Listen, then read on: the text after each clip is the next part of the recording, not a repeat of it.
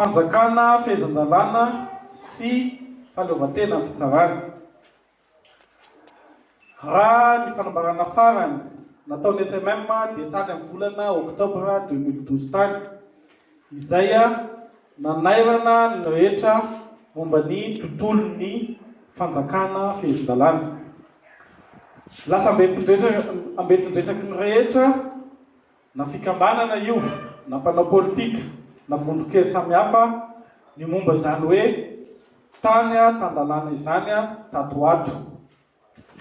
Indrisa nefa fa zary toa lasa firesaka fotsiny ihany, fa ny dikany sy ny heviny dia very sy tsy hita taratra eo anivon'ny fiainan'ny firenena sy ny fiarahamonina.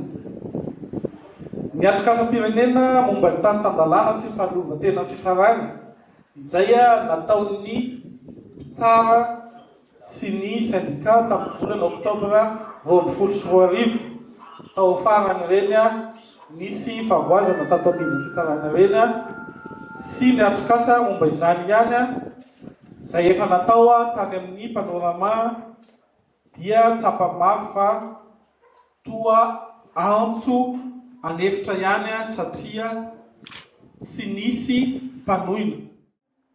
Dia manambara mpabe-maso etoana izay fa vonona hiara-iasa amin'ireo vondrokely rehetra mahatsapa tokony ametrahana izany fanjakana tan-dalàna izany, izay miankina amin'ny fahaleovantena fitsarana, hanolo-tanana ihany koa na aiza sehatra hitadiavana ireo fanamby lehibe ireo.